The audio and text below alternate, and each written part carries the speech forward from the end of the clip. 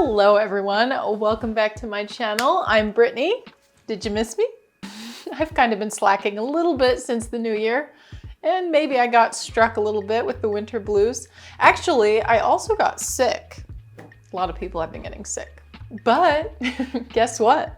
Somebody sent me something. A brand named Gaahleri reached out to me to see if I would test one of their airbrushes out on my channel, and of course I said yes. They are offering you guys a discount if you use my code, which is BrittneeK. A lot of you have told me that you've had a hard time getting a hold of the Grex airbrush that I've recommended in the past, or it's a bit too expensive for you to start out with. So I'm thinking this airbrush might be a good option for those of you looking for something at a bit of a lower price point to start. This whole kit they sent me to test out today is only $100, but even less than that once you apply my 10% discount. So let's get testing. First, I'll show you everything that they sent to me, and then we'll get spraying.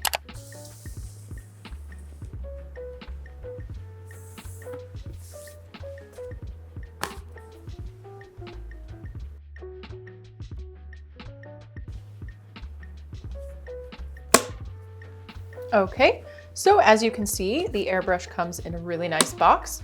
I like their style and their packaging, especially that magnetic click when you close the box. That always feels so nice. First thing I see in the box is this sleek envelope with a letter from Gaahleri. In that envelope is also this quick start guide sheet.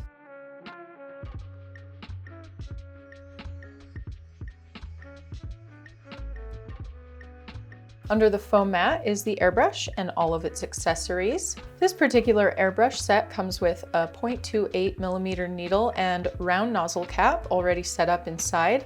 The set also includes a 0.5mm nozzle, nozzle cap, and needle, along with a 0.7mm nozzle, nozzle cap, and needle. We've also got some lube for when you have to do deep cleaning. This keeps the trigger working smooth. There are also some extra O-rings in a little baggie, and then it comes with 2 different metal cup sizes. They also sent me this cute airbrush holder where you can store the airbrush when you're not using it.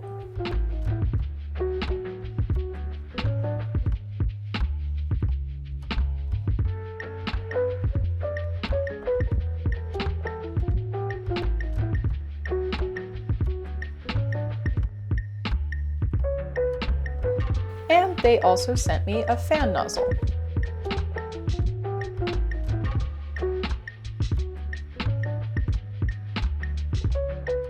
So if you have experience with airbrushing, or you've seen some of my videos, you might know that I recommend using at least a size 7 nozzle. Cocoa butter is a lot thicker than the airbrush paint that these tools are made for, so using a smaller needle and nozzle might just cause a lot of clogging or low air pressure and make you super frustrated. So the first thing I'm going to do is swap out the 0.28mm needle and nozzle with the 0.7mm size.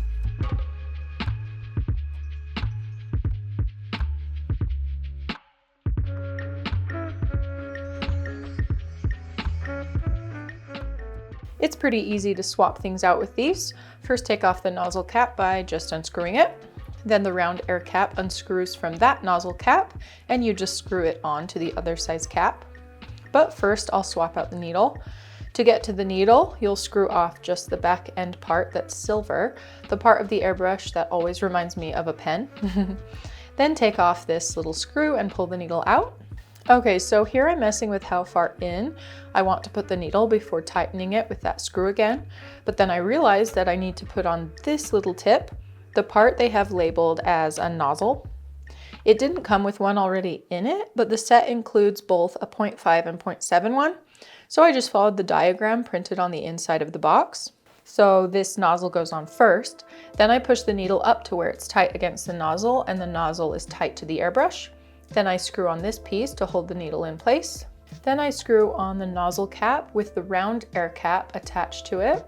And last, put the back piece back on and it's ready to use. Oh, and I screw on the cup. I'm using the larger size here. A couple more things to quickly mention.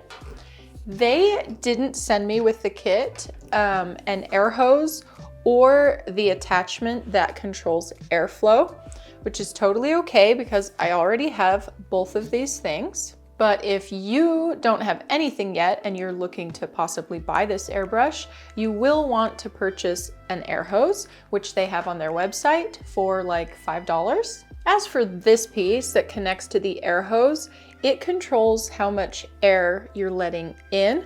And to be honest, you don't have to have one.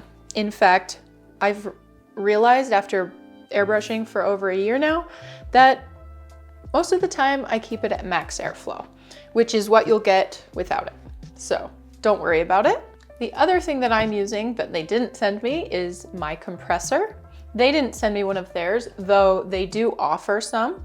So I looked on their website to see what they have, and theirs only go up to like 40 to 50-ish PSI, which is just not strong enough for what we are doing here.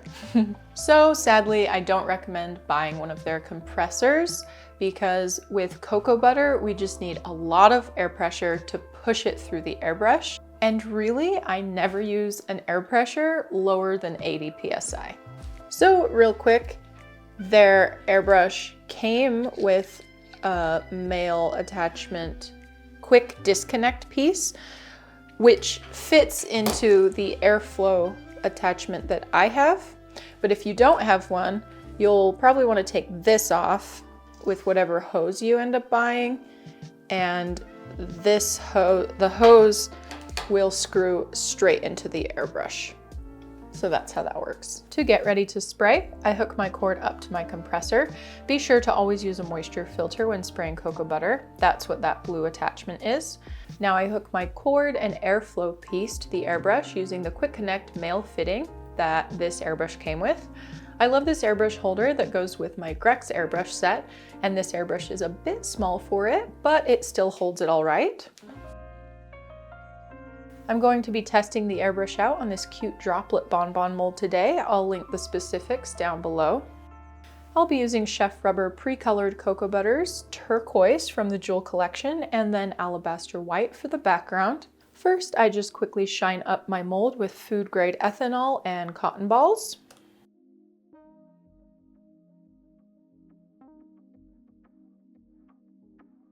I've already tempered my turquoise cocoa butter, so I'm just checking the working temperature now. When I spray cocoa butter, I like to start it around 31 degrees Celsius to keep it as fluid as possible without taking it too high and out of temper. Usually I use the big plastic spray cup, but this airbrush set came with just the smaller metal ones, so I'll be testing that out today. To make things less messy, I will use this cute little measuring cup with a spout to help me pour my cocoa butter into the metal cup. I run it through a fine metal sieve first to catch any clumps or unmelted bits. I want to make sure my airbrush is warm to begin with so that none of the cocoa butter gets too cold and sets up. So I warm it with my heat gun before carefully adding the cocoa butter into my cup.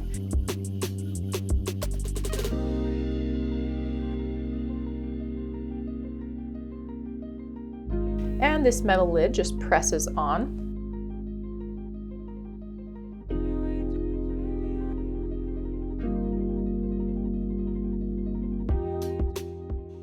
Don't forget to use a spray booth or filtration system and a particulate mask to protect yourself.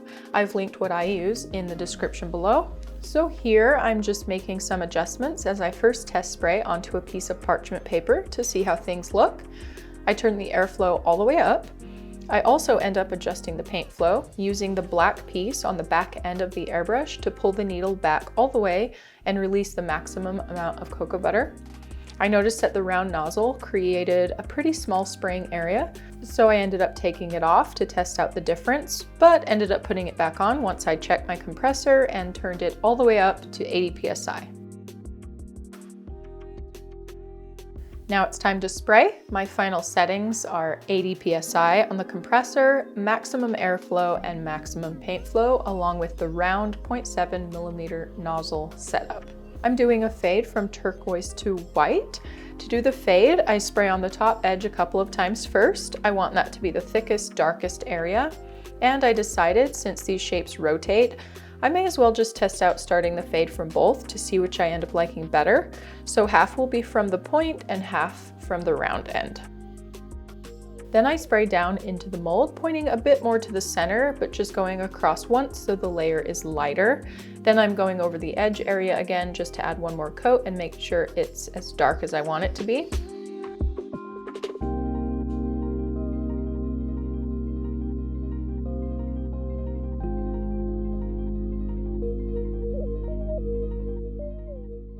Then I clean my mold off on a paper towel.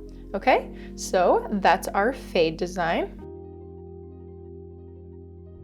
This next design I didn't really plan out. I was just experimenting with it in the moment because I thought that I should show you that this airbrush also has that dual action feature where you pull the trigger first to just spray air and then again to spray air and fluid. So for these bonbons, I pull the trigger all the way to get a round pool of cocoa butter into the mold first. Then I backed off on the trigger so it only sprayed air and blew the cocoa butter out of the center to create a cool design.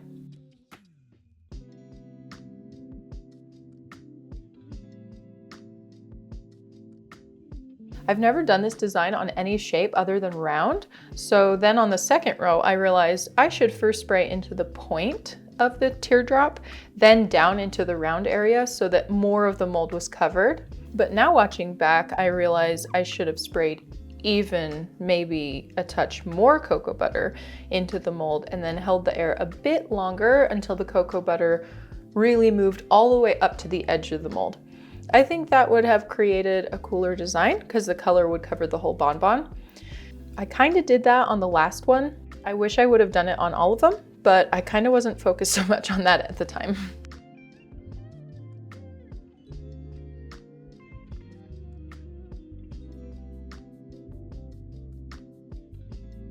To clean the airbrush, I dump as much of the cocoa butter as I can back into the original container.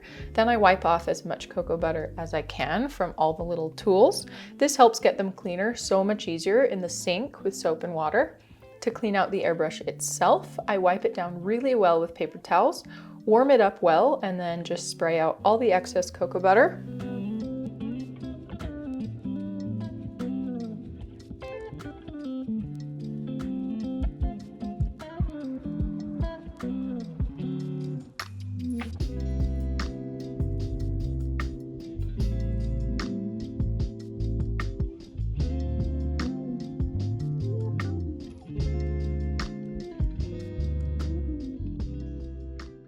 I tempered my white cocoa butter and put it in the airbrush off camera.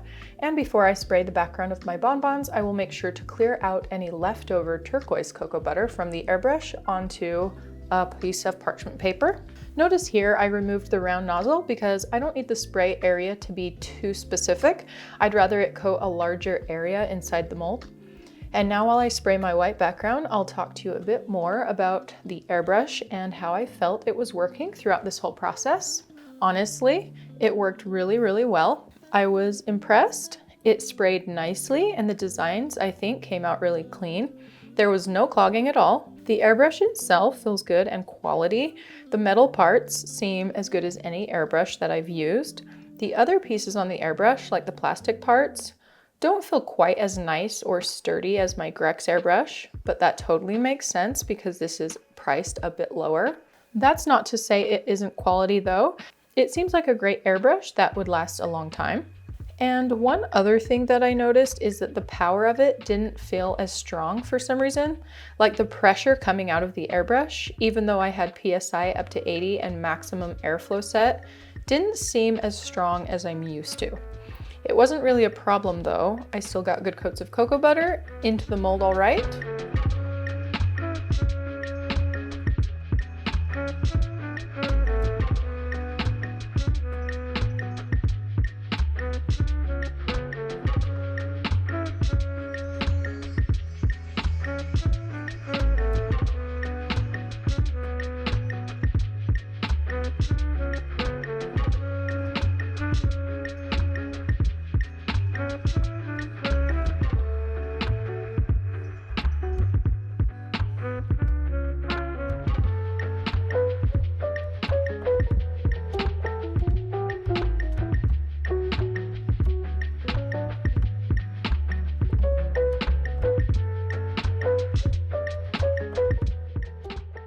I'm molding these bonbons using dark chocolate today for a couple of reasons. First, I haven't worked with dark chocolate in a while, so it sounded kind of fun.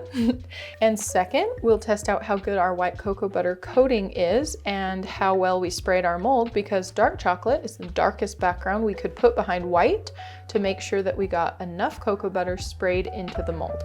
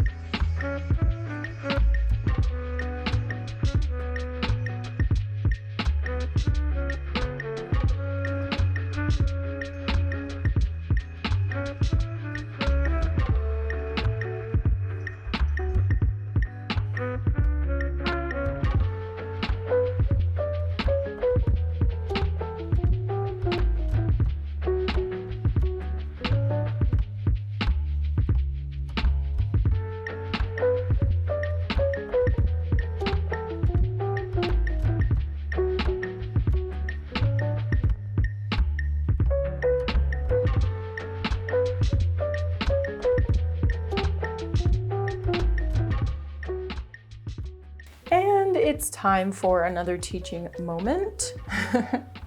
So while I was shelling these bonbons, I noticed my chocolate was setting up really quickly and I was rushing to get it done. This is one thing that I don't like about tempering with my cryo. It works great. It almost works too good. The reason I used my cryo though is because I molded these chocolates at the same time as my experiment with my new metal antique molds, which I'll post next week.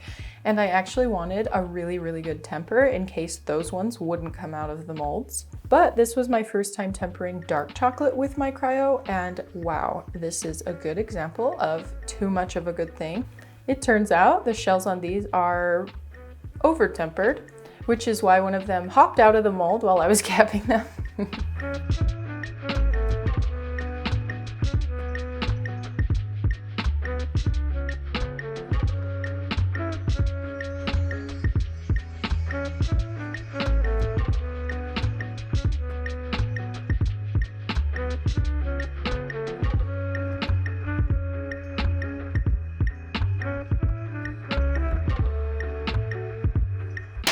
You can see that most of the bonbons have a little rim of chocolate at the base, and I didn't even heat my mold before capping these, so it's not from that, which means that most of the bonbons had contracted from the mold before I even capped them, leaving a tiny little gap for chocolate to fall into during capping. So I guess the moral of this story is, in the future, when using my cryo with dark chocolate, I will use less of it when tempering.